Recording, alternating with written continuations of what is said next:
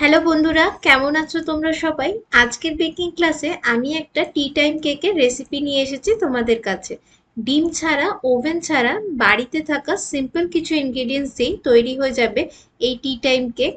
আমি আজকে বানাবো একটা মার্বেল কেক, যেটা নর্মাল মার্বেল কেকের থেকে একটু আলাদা, কারণ আজকে বানাবো ম্যাঙ্গো চকলেট মার্বেল কেক বা ম্যাঙ্গো মার্বেল কেক, যেটা তোমরা দোকানে খুঁজলেও পাবে না।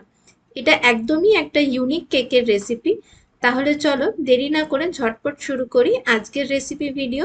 আর পুরো ভিডিওটা শেষ অবধি দেখতে থাকো। ভিডিও ভালো লাগলে ভিডিও লাইক করে চ্যানেলটাকে সাবস্ক্রাইব করে দিয়ে পাশে থেকো। নমস্কার বন্ধুরা, আমি পিয়ালি, আপনাদের সকলকে স্বাগত জানাই আমার চ্যানেল টেস্ট উইথ পিয়ালিতে। চলুন আমাদের আজকের নতুন রেসিপিটি দেখে নিই। প্রথমেই দেখো, আমি একটা বাটিতে দিয়ে দিলাম 3/4 কাপ হালকা গরম দুধ। এর মধ্যে আমি অ্যাড করলাম 1 টেবিল স্পুন ভিনিগার।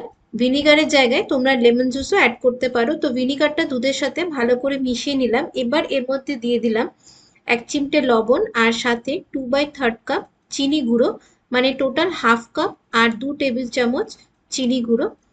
এবার এগুলোকে খুব ভালো করে ফেটিয়ে নিতে হবে, কারণ দুধের সাথে ভিনিগার মিশিয়ে দুধটা বাটার মিল্ক হয়ে গেছে, সেটাকে ভালো করে ফেটিয়ে নিতে হবে। এরপর এর মধ্যে আমি দিয়ে দিলাম 1/4 কাপ রিফাইন্ড তেল। তারপর আবারও খুব ভালো করে ফেটিয়ে নিতে হবে সবকিছুকে। সবকিছু খুব ভালো করে মেশানো হয়ে গেছে। এবার এর উপরেই একটা ছাঁকনি রেখে এতে দিয়ে দেব 1 কাপ আর হাফ কাপ ময়দা, টোটাল 1.5 কাপ ময়দা, সাথে 1 টিস্পুন আর হাফ টিস্পুন বেকিং পাউডার, আর হাফ টিস্পুন বেকিং সোডা। তারপর ময়দাটা ভালো করে চেলে নিতে হবে। এভাবে ময়দা চেলে নিয়ে ব্যাটারে অ্যাড করলে ব্যাটার খুব ভালোভাবে এয়ারি হয়, তাতে কেক খুব ভালো মতন স্পঞ্জি হয় আমাদের। তো ময়দাটা ভালো করে দুধের ব্যাটারের সাথে মিশিয়ে নিচ্ছি। খুব ভালোভাবে মিশিয়ে নিয়ে একটা লাম্পস ফ্রি ব্যাটার তৈরি করতে হবে। তো এখানে খুব বেশি ওভার মিক্স করার দরকার নেই। তো দেখো ব্যাটারটা একটু ঘন লাগছে, তো আমি এখানে আরো 2 টেবিল চামচ দুধ অ্যাড করলাম। আর তারপরে ব্যাটারটাকে ভালো করে মিক্স করে নিয়েছি খুবই হালকা হাতে। তো দেখো ব্যাটারের কনসিস্টেন্সি এখন একদম পারফেক্ট তৈরি হয়েছে। তো ব্যাটার আমাদের রেডি হয়েছে। তো যেহেতু মার্বেল কেক বানাবো, তো ব্যাটারটাকে আমাদের দুটো সমান ভাগে ভাগ করে নিতে হবে। তো আমি ব্যাটারটাকে দুটো বাটিতে সমান ভাগে ভাগ করে নিয়েছি। তো দেখো দুটো ব্যাটারের মধ্যে একটা ব্যাটারের মধ্যে আমি এখানে অ্যাড করে দিলাম 1 টিস্পুন ম্যাঙ্গো এসেন্স, আর সাথে 2 ড্রপ মতন ইয়েলো জেল ফুড কালার। যেহেতু ম্যাঙ্গো মার্বেল কেক করছি তাই একটুখানি কালার এর মধ্যে অ্যাড করলাম। আর অন্য ব্যাটারটাতে মধ্যে আমি অ্যাড করে দিলাম 2 চামচ কোকো পাউডার, আর সাথে 2 চামচ মতন দুধ এখানে আমি দিয়ে দিচ্ছি। যেহেতু কোকো পাউডার অ্যাড করেছি তার জন্যই ব্যাটারের কনসিস্টেন্সিটাকে অ্যাডজাস্ট করার জন্য আর একটু দুধ অ্যাড করলাম। তো কোকো পাউডারটাকেও দেখলে আমি এখানে ছাঁকনি দিয়ে চেলে নিয়েছি।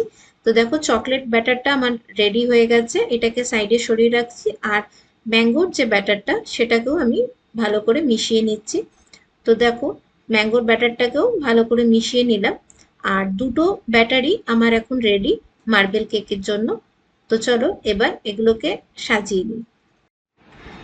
তো আমি কেক মোল্ডটাকেও এখানে প্রথমেই রেডি করে নিয়েছি। তো কেক মোল্ড কিভাবে রেডি করতে হয় সেটা আমার অন্যান্য ভিডিওতে অলরেডি দেওয়া আছে, তোমরা দেখে নিও।